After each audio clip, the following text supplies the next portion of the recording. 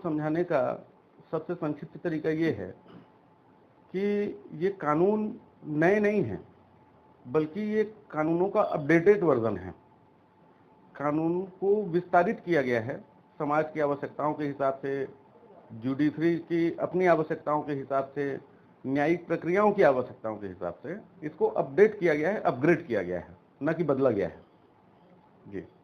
तो इससे मतलब ये मानना कि कानून जो है वो बदल गया है पूरी तरीके से, ये सही नहीं है। मेरा ये मानना है नहीं, ऐसा बिल्कुल नहीं है, ऐसा बिल्कुल भी नहीं है।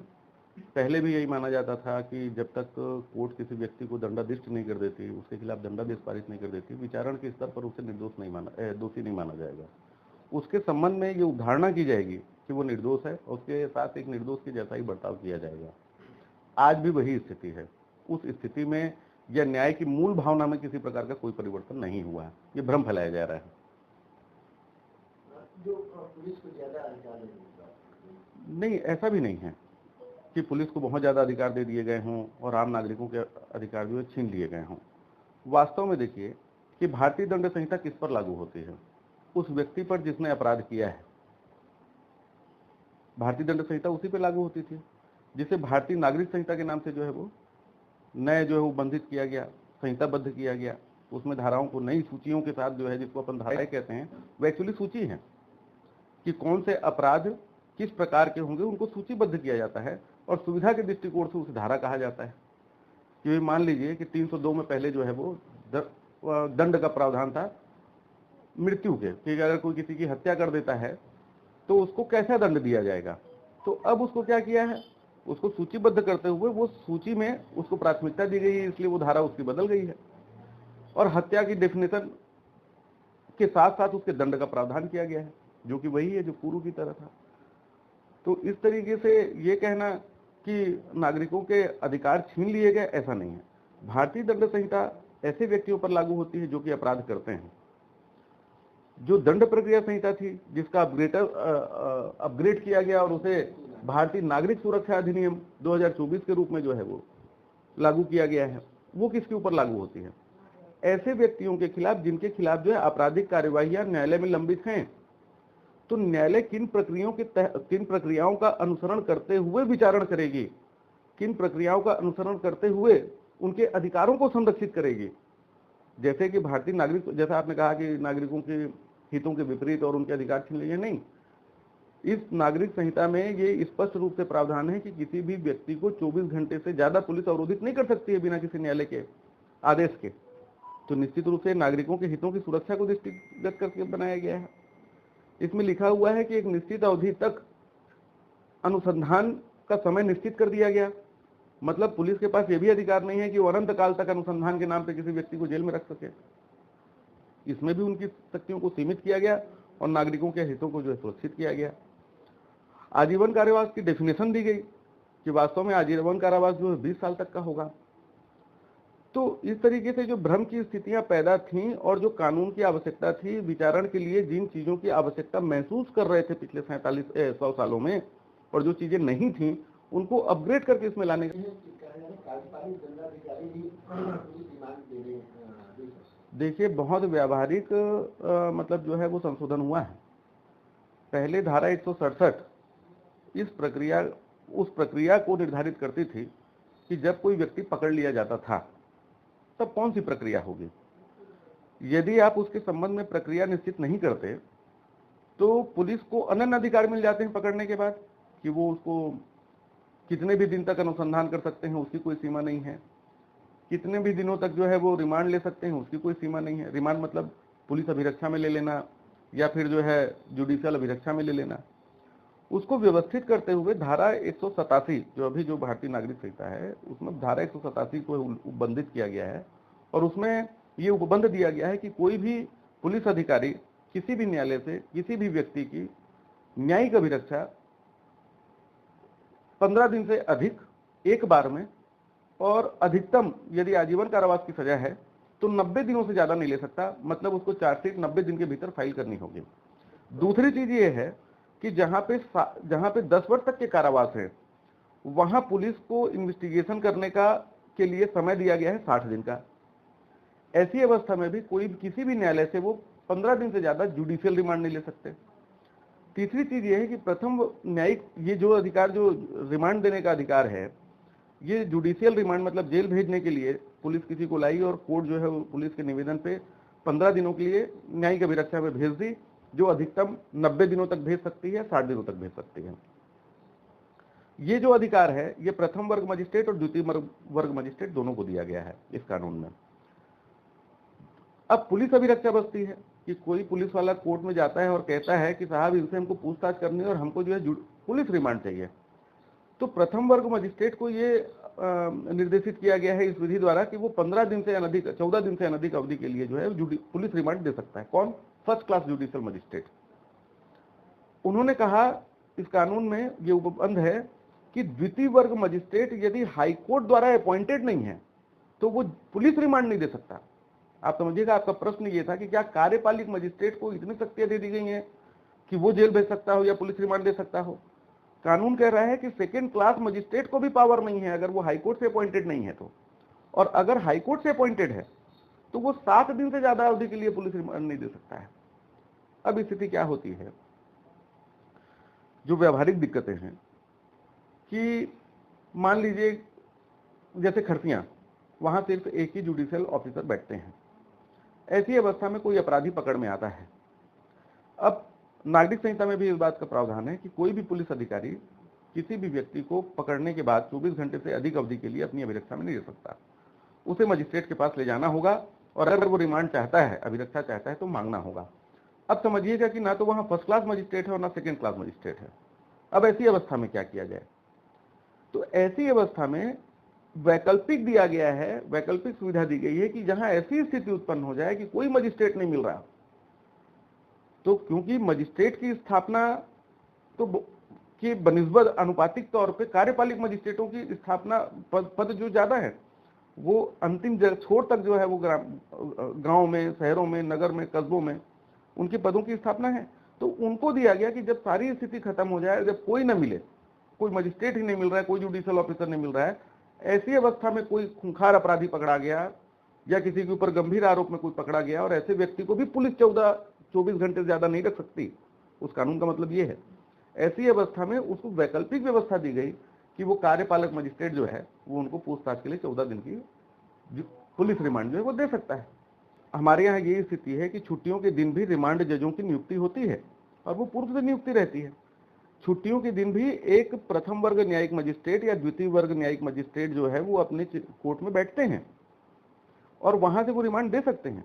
एक चीज और है, हाँ ऐसी व्यवस्था है, ऐसी व्यवस्था है। धर्मजयगढ़ से 24 घंटे के अंदर रायगढ़ जुडिशियल रिमांड में छुट्टियों के दिन जो अधिकारी बैठा हुआ आराम से पहुंचा जा सकता है। ये कहाँ व्यवस्था है? ये व्यवस्था कहाँ नहीं है? आप समझिएगा मेरी बात को कि मान लीजिए किसी सुदूर ग्रामीण क्षेत्र में कोई सूचीबद्ध गैर जमानती अपराधों के आरोप में पकड़ा जाए, जैसे बलात्कार के आरोप में पकड़ लिया जाए, किसी महिला के साथ छेड़खानी करता हुआ पकड़ा जाए, किसी डकैती के केस में पकड़ लिया जाए, चोरी के केस में पकड़ लिया जाए, हत्या के अपराध में पकड़ लिया जाए, हत्या करने की नीयत से किसी पर हमला करने के अपराध में पकड़ लिया जाए, ऐसा व्यक्ति, इसके भी अपने अधिकार है, उसको भी 24 घंटे के भीतर न्यायालय के समक्ष उपस्थित करना ही है। ये पुलिस की लाइबिलिटी है, ये उसकी छूट नहीं है, ये उसको दायित्व पुलिस को बांधा गया है कानून में कि आप इससे ज्यादा आपकी शक्तियां नहीं है। और उस व्यक्ति को पकड़ा जाता है और मार्ग ही अवरुद्ध हो गया किसी गांव में, वो शहर तक जुडिशियल अधिकारी तक पहुंच ही नहीं सकता, ग्रामीण सुदूर क्षेत्र में है, तो वहां भी कार्यपालिक मजिस्ट्रेट होता है। तो उस कार्यपालिक मजिस्ट्रेट के समक्ष उपस्थित होकर ऐसे व्यक्ति की जो है पुलिस अभिरक्षा ले सकते हैं। तो देखिए 124A को लेके जहां तक आपका प्रश्न है, मैंने जो अध्ययन किया और जो मेरी जानकारी में है और जो मैंने पढ़ के मैं एकदम उस तरीके से संतुष्ट हूँ। जो बदलाव हुए 354 में, वो बदलाव नहीं है। पुराने कानून के जो 354 थी धारा और 354 धारा में जो बाद में संशोधन किया गया, उन संशोधनों को और 354 की मूल जो धारा थी उनको एक साथ सूचीबद्ध कर दिया गया है। और उस कानून के नीचे लिखा हुआ है, जब आप पढ़ेंगे तो उसमें देखेंगे कि उसमें लिखा हुआ है कि पूर्व की संहिता के समरूप किसी प्रकार का कोई परिवर्तन नहीं है। तो इसलिए ये भी भ्रम फैलाया गया कि भाई किसी को घूरेंगे तो आप अपराधी हो जाएंगे। एक संशोधन, एक जो उस धारा में जो है थोड़ा सा उसको विस्तारित किया गया, क्योंकि देखिए पीछा करना किसी महिला का उसकी इच्छा के बगैर या उसके मना करने के बावजूद, इसको अपराध घोषित किया गया था। निश्चित रूप से ये समाज में अनैतिक भी माना जाता है। कानून सामाजिक रीति रिवाजों और सामाजिक नैतिकता पर ही आधारित है, इनको इंक्लूड किया गया। अब देखिएगा कि उसमें क्या था, अब पीछा करने के तरीके बदल गए। कैसे बदल गए कि आप सोशल मीडिया में उसको फॉलो कर रहे हैं उसकी बिना इच्छा के, उसके फोटोग्राफ पे जाके कमेंट्स करते हैं उसकी अनिच्छा के बावजूद, आप लगातार उसको जो है वो सोशल मीडिया पे लगातार वॉच कर रहे हो, जिससे उसको असहज महसूस हो रहा हो, तो ऐसी स्थिति में इसको भी पीछा करना मान लिया गया। और ये अच्छी बात है। समाज में आज आईटी सोशल मीडिया का और इंफॉर्मेशन टेक्नोलॉजी का जितना भारत में उपयोग हो रहा है उतना कहीं नहीं हो रहा है, तो इसका दुरुपयोग भी हो रहा है। तो दुरुपयोग के संबंध में आपको दंड का प्रावधान तो करना पड़ेगा अगर उससे संबंधित अपराध हो रहे हो। किसी प्रकार का परिवर्तन नहीं, सरकार के विरुद्ध अपराधों के संबंध में है वो, है ना। और जो वास्तव में 124 जो नई नागरिक संहिता में है वो व्यक्ति के विरुद्ध अपराधों के संबंध में, कि किसी के ऊपर आप अम्ल डाल दीजिए, किसी के ऊपर क्षारीय पदार्थ से हमला कर दीजिए या ऐसा लिक्विड फेंक दीजिए कि कोई जल जाए, तो ऐसे संबंध में जो है वो धारा 124 में प्रावधान किया गया भारतीय नागरिक संहिता में। सरकार के विरोध में बोलने पर भी देखिए सरकार के विरुद्ध पहले भी यही स्थिति थी कि सरकार के विरुद्ध अगर कोई ऐसी बात कहता है जिससे सरकार के विरुद्ध और व्यवस्था के विरुद्ध लोग खड़े हो जाएं, उनके खिलाफ जो है वो भड़काने वाली बयानबाजी करता है, तो पहले भी अपराध के रूप में परिभाषित था, आज भी है। इसमें कोई अंतर आया है? नहीं, कोई अंतर नहीं आया है। सद्भावना पूर्वक की गई कोई भी बात वो अपराध नहीं है।